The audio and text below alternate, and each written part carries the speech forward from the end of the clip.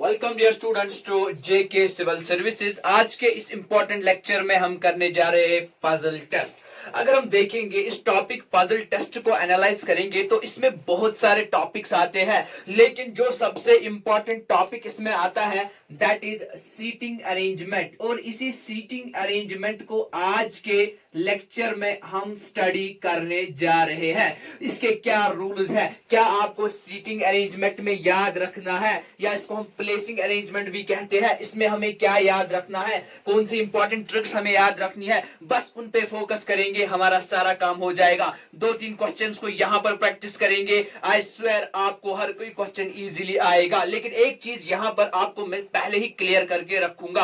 अगर हम इस पजल टेस्ट को एनालाइज करेंगे तो आपके जेके एसएसबी के एग्जामिनेशन में आने के चांसेस तो है, लेकिन क्वेश्चन सिंपल होगा। अगर बैंकिंग रिलेटेड एग्जाम के लिए आप प्रिपेयर कर रहे हो और पजल में से क्वेश्चन आने के चांसेस होंगे तो क्वेश्चन थोड़ा मुश्किल होगा। हम यहां पर सिंपल लेवल का भी सीखेंगे और कॉम्प्लेक्स लेवल का भी सीखेंगे। रूल्स दोनों के लिए सेम है, बस उनमें से 1-2 क्वेश्चन प्रैक्टिस करेंगे, कॉम्प्लेक्स में से 1-2 क्वेश्चन प्रैक्टिस करेंगे, आपका सारा काम हो जाएगा। तो चलिए स्टार्ट करेंगे हमारा सीटिंग अरेंजमेंट जो आज हमने स्टडी करना है। चलिए स्टार्ट करेंगे हमारा इसमें केस नंबर फर्स्ट या कॉन्सेप्ट फर्स्ट। अब कॉन्सेप्ट फर्स्ट आपको क्या याद रखना है इस सीटिंग अरेंजमेंट में, वो क्या है वो हम आपको यहां पर बताएंगे। अब देखिए यहां पर कॉन्सेप्ट 1 क्या है। कॉन्सेप्ट 1 हमारा यहां पर क्या है, आपको डायरेक्शंस जाननी जरूरी है। आपको आपके लिए ये इंपॉर्टेंट है सीटिंग अरेंजमेंट का टॉपिक करने से पहले डायरेक्शंस का जानना। जैसे कि हम जानते हैं कि हमारे पास 4 डायरेक्शंस है, लेकिन सीटिंग अरेंजमेंट में हमारे लिए जो इंपॉर्टेंट डायरेक्शन ज्यादा है वो नॉर्थ और साउथ है। वैसे ईस्ट और वेस्ट भी तो इंपॉर्टेंट है, लेकिन नॉर्थ और साउथ ज्यादा इंपॉर्टेंट है। अब देखिए ये ईस्ट वाली डायरेक्शन हुई, ठीक है ना, ये ईस्ट वाली डायरेक्शन हुई और ये वेस्ट वाली डायरेक्शन हुई। East direction, this is west direction, and this one is north direction and this one is south direction। ये तो ऑलरेडी हमने पढ़ा है कि ये ईस्ट है, वेस्ट है, नॉर्थ है और साउथ है। अब चलिए ये हमारा कॉन्सेप्ट नंबर फर्स्ट हुआ जिसमें हमने डायरेक्शंस के बारे में जाना। अब देखिए यहां पर आपको क्या याद रखना है कि ये अगर मैं ऐसे, ठीक है ना, अगर ये मेरा ईस्ट है तो ये राइट साइड से मेरा ईस्ट है, अगर ये मेरा वेस्ट है तो लेफ्ट साइड से मेरा वेस्ट है, ये आपको याद रखना है। लेकिन कब है मेरा ईस्ट राइट, कब है मेरा वेस्ट लेफ्ट, जब मैं फेस कर रहा हूं towards north, towards north, towards north. अब अगर मैं फेस कर रहा हूं टुवर्ड्स साउथ, अगर मैं अब फेस कर रहा हूं टुवर्ड्स साउथ तो ये चेंज हो जाएंगी। अब ये मेरा राइट बनेगा और ये मेरा लेफ्ट बनेगा। फिलहाल आप यहां पर अगर आपको कंफ्यूजन हो रहा है तो कोई मसला नहीं है, हम आगे बढ़ेंगे और कॉन्सेप्ट 2 में चले जाएंगे जहां पे हमें ये सारी चीजें क्लियर हो जाएंगी। अब देखिए कॉन्सेप्ट 2 हमारा क्या है। कॉन्सेप्ट 2 हमारा बहुत ही सिंपल है। से फॉर एग्जांपल हम कह रहे हैं कि 2 इंसान बैठे हैं, 2 पर्सन बैठे हैं, एक फेस कर रहा है टुवर्ड्स नॉर्थ और दूसरा फेस कर रहा है towards south. Say for example this is person A, this is person B.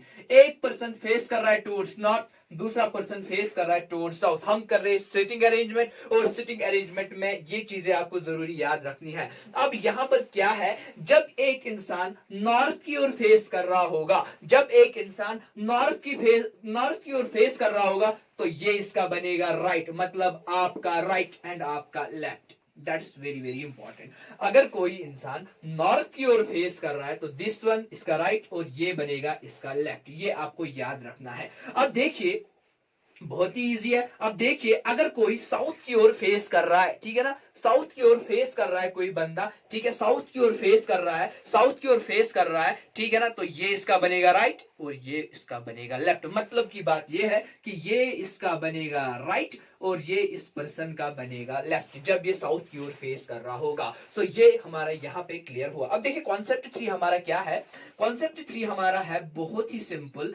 अब अगर ये 2 पर्सन ए और पर्सन बी बैठे हैं लेकिन ये फेस कर रहे हैं each other, so this is person A, this is person B. अब देखिए कॉन्सेप्ट यही है, यही कॉन्सेप्ट है, लेकिन यहां पर क्या है कि पर्सन ए और बी, ठीक है ना, they are facing each other. और ये पर्सन ए जो है ये नॉर्थ, ये साउथ की ओर फेस कर रहा है। आप देख सकते हो कि पर्सन ए का एरो साउथ की ओर फेस कर रहा है। इसका मतलब ये हुआ कि ये इसका राइट हुआ और ये इसका लेफ्ट हुआ। और जो पर्सन ए की ओर फेस कर रहा है मतलब वो साउथ की ओर फेस कर रहा है, तो इसका मतलब ये हुआ ये इसका राइट और ये इसका लेफ्ट। बस इतना ही याद रखना है आपको। फिलहाल ये 3 कॉन्सेप्ट हुए। अब चलिए आगे बढ़ते हैं, हम करेंगे अब हमारा कॉन्सेप्ट नंबर 4। अब देखिए कॉन्सेप्ट नंबर 4 में हमने क्या याद रखना है। देखिए ये फिलहाल हमारा हुआ, ठीक है ना, ये फिलहाल हमारा इतना हुआ। अब देखिए कॉन्सेप्ट 4 में से फॉर एग्जांपल कुछ पर्सन्स बैठे हैं, ठीक है ना, कुछ इंसान बैठे हैं, कुछ पर्सन्स बैठे हैं, ये राउंड बैठे हैं, ठीक है ना,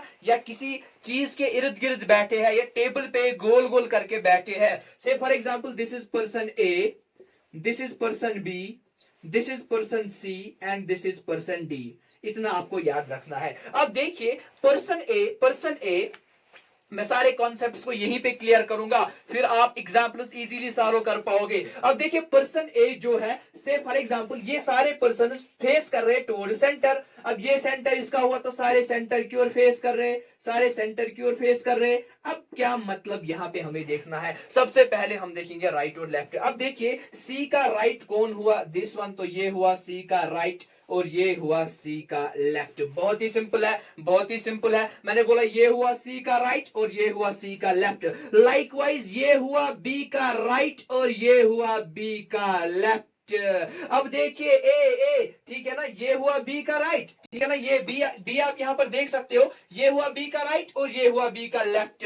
अब देखिए यहां पर he is facing toward centre, इसका मतलब ये हुआ डी का राइट और ये हुआ डी का लेफ्ट। क्योंकि हमने एक्चुअली डायरेक्शन सेंस में ये पूरे अच्छे से समझा है, क्लियर वहां पे हमने इस कॉन्सेप्ट को समझा है। अब यहां पर आप देखिए ये यहां पर सेंटर की ओर फेस कर रहा है, इसका मतलब ये हुआ ये इसका राइट हुआ और ये इसका लेफ्ट हुआ। सर आप क्या बोल रहे हो, ठीक है, याद रखना है। ए इज फेसिंग टुवर्ड्स व्हाट, देखिए मैंने बोला ये नॉर्थ डायरेक्शन है, ये साउथ डायरेक्शन है, ठीक है ना। ए इज फेसिंग साउथ, जब ए साउथ की ओर फेस कर रहा होगा तो ये इसका राइट बनेगा, ये इसका लेफ्ट बनेगा। अरे भाई आप तो आपकी डायरेक्शन तो साउथ है ना, साउथ है ना, ठीक है ना। दैट इज व्हाई ये डायरेक्शन बोर्ड में नॉर्थ की डायरेक्शन है, नॉर्थ की डायरेक्शन। एक्चुअली हम डायरेक्शंस को ऐसे ड्रा करते हैं, ठीक है ना, ऐसे हम एक्चुअली एक्चुअल डायरेक्शंस को दिखाते हैं, ठीक है ना, एक्चुअल डायरेक्शंस को हम ऐसे दिखाते हैं। ठीक, यहां पर मैं आपको थोड़ा सा दिखाऊंगा जो हमारी एक्चुअल डायरेक्शन है। देखिए ऐसे हम दिखाते हैं डायरेक्शंस को, दिस वन, ठीक है ना, दिस वन नॉर्थ, जो टिप है रेड पेन का नॉर्थ, दिस वन साउथ, और ये ईस्ट और ये वेस्ट हमारा बनेगा, ठीक है ना। ये एक्चुअल डायरेक्शंस यहाँ पर हम ड्रा करते हैं, this one, this are actual direction. अब बोर्ड पे तो लाइन ऐसे नहीं बना सकते, तो ऐसे बनाते हैं, ठीक है ना, समझाने के लिए। अब चलिए आगे बढ़ेंगे और जानेंगे यहाँ पर राइट और लेफ्ट का। मैंने बोला ए फेस कर रहा है टुवर्ड साउथ, तो राइट और लेफ्ट। अब सी फेस कर रहा था टुवर्ड्स व्हाट, टुवर्ड्स नॉर्थ, तो ये राइट ये लेफ्ट, बस इतना याद रखना है। अब देखिए बी कहां की ओर फेस कर रहा है, चलिए वेस्ट की ओर फेस कर रहा है, तो राइट और ये वाला इसका बनेगा लेफ्ट। लाइकवाइज डी फेस कर रहा है टुवर्ड्स ईस्ट, तो ये वाला राइट बनेगा, ये वाला लेफ्ट बनेगा। ये हमारा हुआ कॉन्सेप्ट 4। अब देखिए हमारा कॉन्सेप्ट 5 क्या है। कॉन्सेप्ट 5 हमारा क्या है, कॉन्सेप्ट 5 हमारा क्या है कि सपोज हम कहेंगे कि एक सर्कुलर टेबल है, इस पे कुछ पर्सन्स बैठे हुए हैं, से ए बी सी और डी, ठीक है ना, ए बी सी और डी, लेकिन हर कोई जो है फेस कर रहा है बाहर की ओर। अभी मैंने कहा सेंटर की ओर हर कोई फेस कर रहा है, ये आपने याद रखा। अब मैं कह रहा हूं सारे जो है बाहर की ओर फेस कर रहे हैं, तो ये बाहर की ओर फेस कर रहा है, ये बाहर की ओर फेस कर रहा है, ये बाहर की ओर और बाहर की ओर फेस कर रहा है। अब यहाँ पर जो ए का राइट है वो क्या बनेगा, अभी मैंने बोला ये नॉर्थ डायरेक्शन है बेटे, ये साउथ डायरेक्शन है। अब जब नॉर्थ की ओर फेस करेगा ए, तो ये इसका बनेगा राइट और ये इसका बनेगा लेफ्ट, राइट एंड लेफ्ट। मैं चीजों को बार बार रिपीट करता हूं, मुझे पता है कुछ स्टूडेंट्स मुझसे कहते हैं सर आप चीजों को बार बार रिपीट ना करें, बट मैं रिपीट उसी बात को करूंगा। मैं चाहूंगा कि जो भी हम यहाँ पर बार रीजनिंग में पढ़े आपका क्लियर हो जाए यहीं पर, आपको जरूरत ना पड़े कि आप फिर से बुक्स खुलाओ, फिर से आप इन वीडियोस को देखो, बस एक बार जो मैंने बात बोली आपको क्लियर हो जाए, आपको लगे जैसे हम क्लासरूम में बैठे, बस आपका काम फिर थोड़ा सा प्रैक्टिस करना है, दैट्स इट। और ताकि बाकी टाइम जो है आप बाकी बुक्स जीके या आपकी जो जियोग्राफी है या बाकी जितने भी आपके सब्जेक्ट्स है जो जिनके लिए आप प्रिपेयर कर रहे हो, जिन पोस्ट्स के लिए आप प्रिपेयर कर रहे हो, जिनमें जो डिफरेंट सब्जेक्ट्स है, चाहे इकोनॉमी की बात हो, चाहे पॉल साइंस की बात हो, पॉलिटी की बात हो, जो भी सारे सब्जेक्ट्स वहां पे है उनको आप अच्छे से क्लियर कर पाओ। दैट्स व्हाई मैं चीजों को बार बार रिपीट कर रहा हूं, ठीक है ना। चलिए अब मैंने बोला ये राइट ये left, likewise C is facing toward south, तो ये बनेगा इसका राइट, ये बनेगा इसका लेफ्ट। अब देखिए ये ईस्ट की ओर फेस कर रहा है, ईस्ट की ओर फेस कर रहा है, ठीक है ना। जब ईस्ट की ओर फेस करेगा तो ये इसका राइट बनेगा जैसे मैंने यहाँ पे बोला, और इसका लेफ्ट बनेगा। अब देखिए ये वेस्ट की ओर फेस करेगा तो ये इसका राइट बनेगा, ये इसका लेफ्ट बनेगा। दैट इज द सारा कॉन्सेप्ट, तो यही है, ठीक है ना। बस यही है सीटिंग अरेंजमेंट जो आपको याद रखना है। और एक इंपॉर्टेंट चीज जो मैं यहाँ पे आपको बताऊंगा जो आपको याद रखनी है, ठीक है ना, और एक इंपॉर्टेंट चीज वो क्या है, आपके एग्जाम में होगा एंड, ठीक है ना। कभी कभार क्वेश्चन में एंड दिया होगा या बट दिया होगा, ठीक है ना, या कभी कभार हु दिया होगा या होम दिया होगा, ठीक है ना। क्वेश्चंस में क्लियर तो वैसे ही चीजें हो जाएंगी, लेकिन यहाँ पे मैं बोल के रखूंगा। अगर क्वेश्चन में एंड दिया होगा, अगर क्वेश्चन में बट दिया होगा, तो ये किसके साथ यूज होगा, ये होगा फर्स्ट पर्सन के साथ यूज। लाइकवाइज अगर क्वेश्चन में हु दिया होगा, हुम दिया होगा, तो ये हो जाएगा सेकंड पर्सन के साथ यूज। ये हम क्वेश्चन में एग्जाम्पल्स जब हम देंगे उस टाइम समझेंगे। से फॉर एग्जाम्पल यहाँ पे भी बताऊंगा, अगर मैं कहूंगा A is to the right of B, say for example A is to the right of B but left of C. For example मैंने बोला A is to the right of B but left of C, मतलब A first person हुआ, ठीक है ना, B second person हुआ। अब मैं क्या कह रहा हूं, A is to the right of B but left of C, मतलब A की ही बात हो रही है अगर बट होगा। अगर अब यहाँ पे हु होता who is left of C, who is मतलब बी की बात होती, हुम होता मतलब बी की बात होती, और अगर एंड होता बट होता तो यहाँ पे ए की बात होती। That is first person and second person. चलिए अब हम समझेंगे और इस कॉन्सेप्ट को इन डिटेल इस कॉन्सेप्ट को और समझने की कोशिश करेंगे। अब चलिए आगे बढ़ेंगे। अब देखिए हमें समझना क्या है, बस एक दो चीजें और समझनी है, आपका सारा काम यहाँ पे क्लियर हो जाएगा। देखिए फॉर एग्जाम्पल मैं कह रहा हूं, ठीक है ना, A is to the right of B, बस सेंटेंस एक दो को समझेंगे। C is to the left of D, बस ये दो चीजें समझेंगे हम। A is to the right of B, C is to the left of D. अब ये क्या मतलब हुआ, देखिए क्वेश्चन में अगर लिखा होगा A is to the right of B, मतलब ए बी के राइट में है, इसका मतलब क्या हुआ, ए बी के राइट में है, मैं लिखूंगा बी। अब बी का राइट कौन हुआ, आप देख सकते हो सीधे जब मैंने बी यहां पर लिखा तो ये बी का राइट, ये बी का लेफ्ट, बस इतना ही कॉन्सेप्ट था। मैंने बोला A is to the right of B, B के राइट में क्या है, बी के राइट में क्या है, ए है, बस बी के राइट में ए है, मतलब ये आपकी कॉम्बिनेशन बनी एक तरीका। या दूसरा तरीका जिससे आपको और सिंपल हो जाएगा, A is to the right, A is to the right, A को रखो राइट में, फिर क्या बचा, बी आएगा यहाँ पे, ये दूसरी कॉम्बिनेशन है, बहुत ही सिंपल है। ए इज टू द राइट तो ए राइट, ठीक है ना, मैंने ए रखा राइट में, बी को रखो लेफ्ट में, that's it. C is to the left of D, C को रखो लेफ्ट में, डी को रखो राइट में, आपका काम हुआ। अब देखिए C is to the left of D, ठीक है ना, दूसरे तरीके से समझेंगे। C is to the left of D, अब ये D है, ये D का राइट हुआ, ये D का लेफ्ट हुआ, तो C is to the left of D, तो ये वाली कॉम्बिनेशन बनेगी, ठीक है ना। इसी तरीके से आपके एग्जाम्स में बहुत सारी चीजें होंगी जिनको आपको समझना है। चले सीधे आएंगे हम एग्जाम्पल नंबर फर्स्ट पे और चीजों को समझने की कोशिश करेंगे। अब देखिए हमारी जो एग्जाम्पल नंबर फर्स्ट है वो एग्जाम्पल नंबर फर्स्ट क्या है,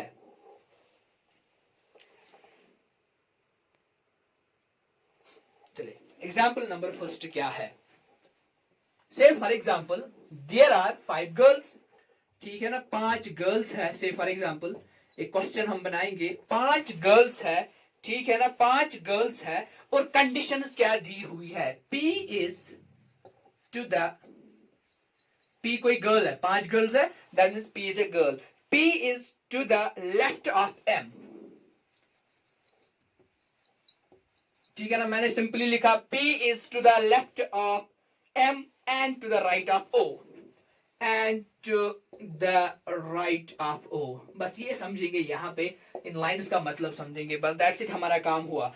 R right of N, R is to the right of N, R is to the right of N, but left to the O, but left to the O।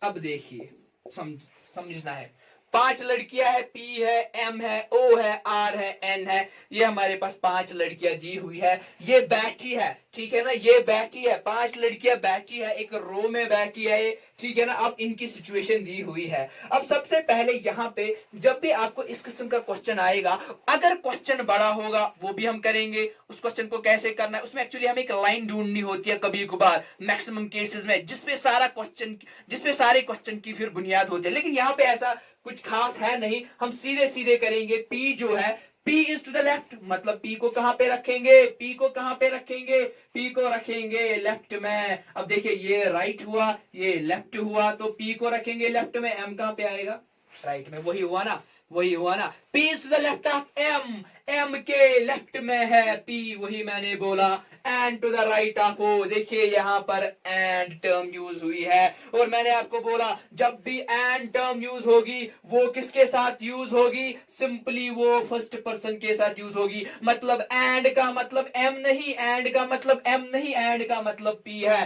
सो अब क्या कह रहा है, and to the right of O, and to the right of O, ठीक है ना। और कहां पे है, P कहां पे है, P कहां पे है, राइट में है। अब रखिए P को राइट में, राइट तो ये है, राइट तो ये है, रखा राइट में, O के राइट में, लिखिए यहां पर O, वही मतलब हुआ ना, वही मतलब हुआ ना, O का राइट कौन है, P है, ठीक है। R is to the right of N, अब कह रहा है कि R जो है N के राइट में है। देखिए R का और N का कनेक्शन कहीं नहीं मिल रहा है, ठीक है ना, सीधे सीधे मैं R को कहां पे रखूंगा, N को कहां पे रखूंगा, कोई कनेक्शन ही नहीं है। लेकिन फिर कह रहा है but left to the O, but left, ठीक है ना, R is to the right of N but left O। अब देखिए O के लेफ्ट में है, O के लेफ्ट में है, O के लेफ्ट में है। अब देखिए बट, मैंने अभी बोला एंड और बट सीधे सीधे फर्स्ट पर्सन के साथ यूज हो रही है। अब हम कहेंगे R कहां पर है, लेफ्ट ऑफ O, R कहां पर है, O के लेफ्ट में, देखिए O है, O का लेफ्ट ये हुआ, मतलब यहां पे R होगा।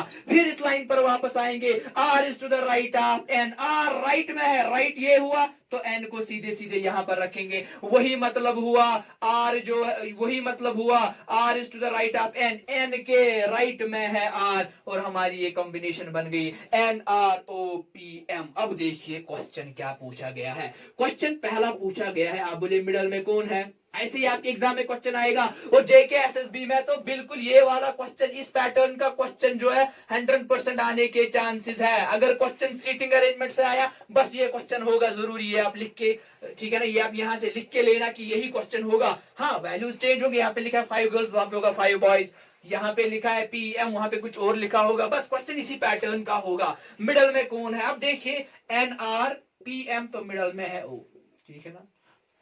दूसरा क्वेश्चन है, आप बोलिए एक्सट्रीम राइट पे कौन है, एक्सट्रीम राइट पे कौन है। अब देखिए ये कॉम्बिनेशन हमारी बनी, ये इसका राइट हुआ, ये इसका लेफ्ट हुआ, तो एक्सट्रीम राइट में हमें मिलेगा M, बहुत ही इजी है। क्वेश्चन दिया है एक्सट्रीम लेफ्ट पे कौन है, एक्सट्रीम लेफ्ट पे हमारा है N। क्वेश्चन दिया हुआ है क्वेश्चन दिया हुआ है N और O के बीच कौन है, N और O के बीच है R। बस ये सारी चीजें इस क्वेश्चन के रिलेटेड पूछी जाएगी। ये था हमारा सिंपल क्वेश्चन जो जेके एसएसबी में आने के चांस, जिसको जेके एसएसबी में आने के चांसेस बहुत ज्यादा है। Now let's move ahead and will try to find out some of the difficult questions, थोड़ा सा उन क्वेश्चंस को भी समझने की कोशिश करेंगे। चलिए आगे बढ़ेंगे, और यहां पर मैं एक क्वेश्चन पेन डाउन करूंगा, ठीक है ना, जिससे आपका कॉन्सेप्ट और भी ज्यादा क्लियर हो जाएगा। चलिए अब हम देखेंगे हमारा ये इंपॉर्टेंट क्वेश्चन यहाँ पर क्या कहा गया। 11 स्टूडेंट्स बैठे हैं रूम में, ए से लेकर के तक, इनका नाम है ABCDEFGHIJK। तो ये स्टूडेंट्स एक रो में बैठे, इनके सामने एक टीचर बैठे हुए हैं। अब इनका स्ट्रक्चर यहाँ पर दिया हुआ है जिसको हम सॉल्व करने की कोशिश करेंगे। समझाने के लिए यहाँ पर हमें थोड़ा सा टाइम लगेगा, लेकिन जब आप घर में 2-3 क्वेश्चन प्रैक्टिस करोगे तो आप 5 मिनट में नहीं बल्कि आप 30 सेकंड में इतना बड़ा क्वेश्चन सॉल्व कर पाओगे। अब चलिए यहां पर अब हम इस क्वेश्चन को सॉल्व करने की कोशिश करेंगे। 11 स्टूडेंट्स है, ए से लेकर के तक। अब देखिए पहली लाइन हमें यहां पर क्या कह रही है, D who is immediate left of F. अब देखिए शॉर्टकट तरीके से मैं समझाऊंगा। डी कहां पर है, लेफ्ट में है, तो ये देखिए डी लेफ्ट में अगर रखेंगे तो ये डी है, डी का लेफ्ट तो ये बनेगा डी का राइट। मतलब दूसरा कहां पे होगा, राइट में होगा, क्योंकि राइट और लेफ्ट ही तो हमारे पास है। यही मतलब हुआ डी जो है डी एफ के लेफ्ट में है, डी जो है ठीक है ना एफ के लेफ्ट में। देखिए ये एफ का राइट है, ये एफ का लेफ्ट है, सो डी एफ के लेफ्ट में है। शॉर्टकट तरीके से डी लेफ्ट पोजीशन पे रखिए, एफ खुद ब खुद राइट पोजीशन पे आएगा। इसके बाद कहा गया इज सेकंड राइट टू सी। देखिए डी की बात चल रही है, इज बी डी की ही बात यहां पर करेगा, क्योंकि D who is immediate left of F, statement को समझिए ठीक है ना, D who is immediate left of F is second right to C. अब देखिए ये डी जो है ना ये सेकंड राइट टू सी है, मतलब सी के राइट में, सी के राइट में ठीक है ना। अब यहां पर डी है यहां पर राइट है, तो डी को राइट में रखिए। अब देखिए राइट ये है तो लेफ्ट, सी लेफ्ट में आएगा, लेकिन सेकंड 1 और 2 तो सी यहां पर आएगा। चलिए आगे बढ़ेंगे, ये लाइन हमारी हुई। A is second right to E, ठीक है ना, A is second right to E who is at one end, मतलब हु ई की बात कर रहा है तो ई एक एंड पर है। से फॉर एग्जांपल मैं ई को इस एंड पर रखूंगा या मैं ई को इस एंड पर रखूंगा। अब क्वेश्चन कह रहा है ए is second right to E, ठीक है ना, ए जो है सेकंड राइट टू ई है, ए ई के राइट में है। अब देखिए ई है, ये ई का राइट है, अब मैं यहां पर ए को रखूंगा, तो ये कॉम्बिनेशन मेरी गलत हुई। सर क्यों गलत हुई, क्योंकि मैंने बोला ई एंड पर है, तो यहां पर तो अब ए एंड पर आया, तो मतलब ये वाली कॉम्बिनेशन गलत है। इसका मतलब ई की पोजीशन जो है ई यहां पर होगा, कंफर्म ई यहीं पर होगा। लेकिन कह रहा है कि ए जो है इसके राइट में है, सेकंड राइट में है, तो 1 और 2 तो यहां पर ए होगा। देखिए सेकंड राइट में 1 और 2, ई का राइट 1 और 2। चले आगे बढ़ेंगे और देखेंगे कि क्या कह रहा है। J is the neighbour of A and B. अब ए और बी का नेबर जे है, तो ए यहां पर है, जे यहां पर रखेंगे, बी यहां पर रखेंगे, सीधी सी बात है। यहां पर नहीं रख सकते, कोई स्टूडेंट यूं भी कह सकता है सर हम लिख सकते थे यहां पर ए था यहां पर ई था, तो हम लिख सकते थे कि जे जो है ए और बी का नेबर है, तो मैं यहां पर लिखूंगा, ठीक है ना, ऐसे लिखूंगा नहीं, क्योंकि हमें इस और इसकी पोजीशन, ठीक है ना, ई और ए की पोजीशन कंफर्म दी हुई है कि इन दोनों के बीच जो है, इन दोनों के बीच एक ही आ सकता है, ई और ए के बीच एक ही आ सकता है, सो दो नहीं आ सकते हैं। अब चलिए आगे बढ़ेंगे और देखेंगे क्वेश्चन क्या कह रहा है। जे की बात चल रही है, एंड फिर से जे की ही बात करेगा। मैंने आपको बोला एंड होगा, हु होगा, जे की ही बात हो रही है। And third to the left of G. अब जो ये जे है, ठीक है ना, अब ये कहां पर है, लेफ्ट में है, तो जे को रखिए लेफ्ट में, और इसके 3 पोजीशन के बाद क्या रखेंगे हम, 3 पोजीशन के बाद रखेंगे जी। तो पोजीशन नंबर 1, पोजीशन नंबर 2 और पोजीशन नंबर जी। आपको पता है डैश में क्यों डालता हूं, क्योंकि इससे पता चलता है इन दोनों के बीच एक ही है, इन दोनों के बीच एक है, ये तो कंफर्म हमें पता चलता है। अब देखिए ये लाइन भी हमारी चली गई। अब क्या कह रहा है last line, H is on the left of D. H जो है डी के लेफ्ट में है, डी का लेफ्ट ये हुआ, तो एच यहां पर आएगा, एच की पोजीशन कंफर्म हुई। And third to the right of I, I के राइट में, यानी एच की ही बात हो रही है, आई के राइट में है, लेकिन थर्ड 1 2 3 तो आई यहां पर होगा। अब देखिए आई के थर्ड राइट में एच है, 1 2 3 ये आई का राइट है। अब देखिए सारी पोजीशन हमारी फिलअप हो गई है, हमारा क्वेश्चन भी कंप्लीट हुआ, लेकिन यहां पर एक पोजीशन रह गई है, क्योंकि हमने जब इस क्वेश्चन को सॉल्व किया हमें पहले ही बताया गया था ए से लेकर के तक है। अब देखिए ए भी आया, बी भी आया, सी डी ई एफ जी ये सब आ गए, लेकिन के नहीं आया, सो के कहां पर होगा, के यहां पर होगा। बस यही तो हमें निकालना था इस क्वेश्चन में, ये निकला, सारा काम हमारा हुआ। अब क्वेश्चन यहां पर बहुत ही इजी है। अब क्वेश्चन क्या कह रहा है कि आपको देखना है यहां पर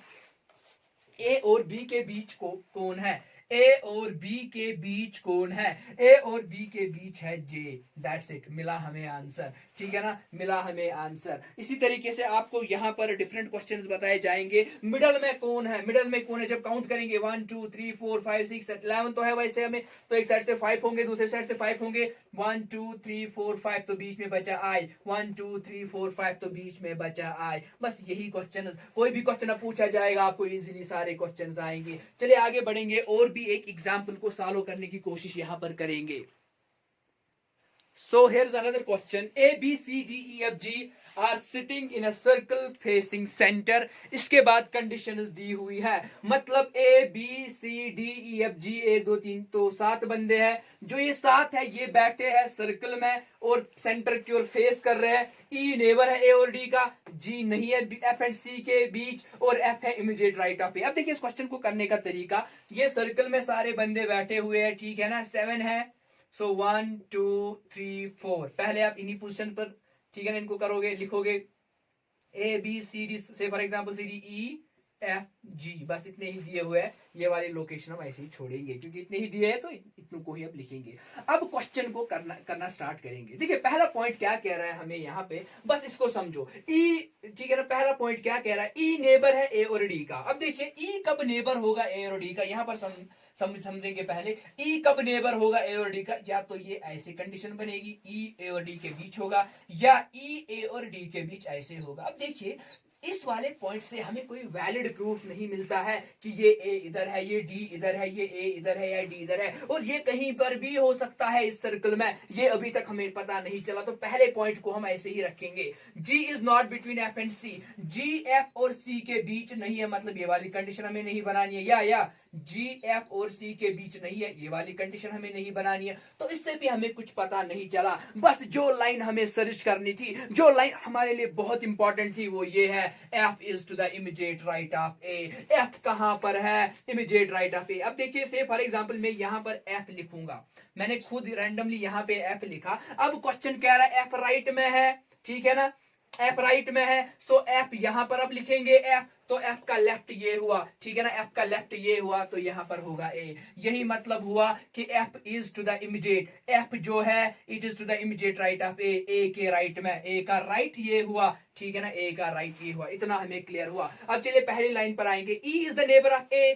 ई किसका नेबर है, ए का, तो इस पोजीशन पर होगा, ठीक है ना, इस पोजीशन पर होगा, और डी का भी नेबर है, मतलब इस पोजीशन पर ही होगा। जी जो है is not between F and C, F और सी के बीच जी नहीं है। लाइन को समझने की कोशिश करेंगे, इसका मतलब ये हुआ एफ तो सी यहां पर होगा। अब जी इनके बीच नहीं है, अगर जी इनके बीच नहीं है तो फिर क्या इनके बीच होगा, इनके बीच जो यहां पर बचा वही होगा, दैट मीन्स यहां पर बी होगा, ठीक है ना, इनके बीच बी होगा, और एक पोजीशन बची तो यहां पर जी है। बस हमारा यही तो था निकालना, यही कॉम्बिनेशन तो हमें निकालनी थी। बहुत ही इंपॉर्टेंट क्वेश्चन है ये, यही पोजीशन तो हमें निकालनी है। अब देखिए क्वेश्चन कुछ भी पूछा जा सकता है। से फॉर एग्जांपल आपको क्वेश्चन पूछा गया हो, आप बोलिए पियर्स में कौन कौन है, आपके ऑप्शंस होंगे, या आपका क्वेश्चन ऐसे होगा, इनमें से कौन पियर्स में नहीं है, A F, F B, D G, E F, ठीक है ना। अगर आप इसको देखोगे, ए एफ ये तो पियर्स में है, एफ बी ये भी तो पियर्स में है, डी जी ये भी तो पियर्स में है, ई और एफ,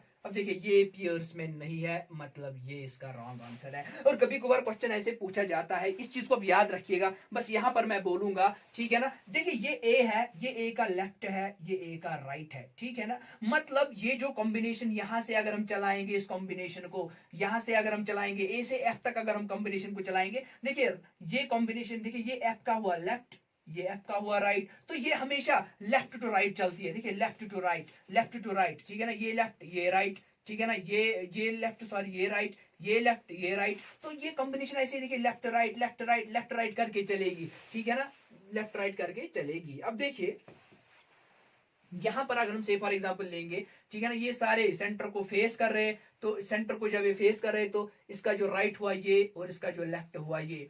लाइकवाइज ये जो है इसका ये भी सेंटर की ओर फेस कर रहा है, तो इसका राइट ये हुआ, इसका लेफ्ट ये हुआ। अब देखिए ये कॉम्बिनेशन भी लेफ्ट राइट चलेगी, ठीक है ना, ये कॉम्बिनेशन यहां से यहां तक हम कहेंगे जी की जो चल रही है, लेफ्ट यहां से राइट यहां से। लाइकवाइज जो डी है हमारा, डी जो हमारा यहां पर है, ठीक है ना, सॉरी ये डी का राइट है, ये डी का लेफ्ट है, तो यहां पर क्या होगा, लेफ्ट राइट, ठीक है ना, ये आपको याद रखना है। देखिए यहाँ पे ये लेफ्ट राइट, लेफ्ट राइट, यहाँ पे भी लेफ्ट राइट, ऐसे ऐसी कॉम्बिनेशन यहाँ पर चल रही है, इनको आपको समझना है। ऐसा क्वेश्चन भी कभी कभार पूछा जाता है। अब देखिए इसमें कितने पॉसिबल क्वेश्चंस बन सकते हैं। आप बोले डी किन के बीच है, ई और जी के बीच है। आप बोले ए किन के बीच है, ई और एफ के बीच है। तो ये सारी कॉम्बिनेशन यहाँ पर बन सकती है। अब देखिए किसी स्टूडेंट का अगर सर्कल ऐसे बना, ठीक है, यहाँ पर आपको समझना होगा, अगर किसी स्टूडेंट का सर्कल ऐसे बना, ठीक है ना, say for example A F B,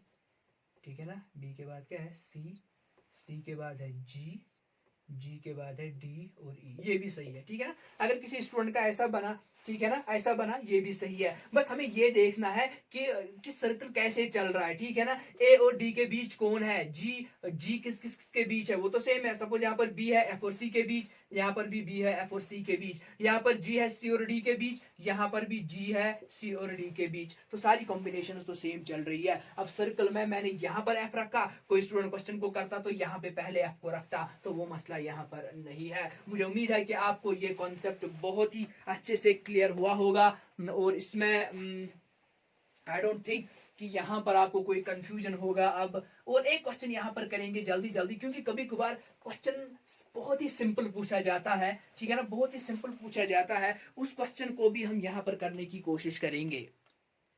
so this is the next question जो आप यहाँ पर बोर्ड पे देख रहे हो। तो 7 बुक्स दी हुई है, English, psychology, Hindi, sociology, economics और एजुकेशन, और अकाउंटेंसी की भी एक बुक दी हुई है जो टेबल पे है और एक दूसरे के ऊपर है। और सबसे टॉप पे कौन सी बुक है, सोशियोलॉजी है। सोशियोलॉजी सबसे टॉप पे है। वैसे सोशियोलॉजी मेरी फेवरेट सब्जेक्ट है, ठीक है ना, sociology is my favourite subject. चलिए सोशियोलॉजी टॉप पे है और हमारे पास कितनी बुक्स है, 7 बुक्स है, 1 2 3 4 5 6 एंड 7।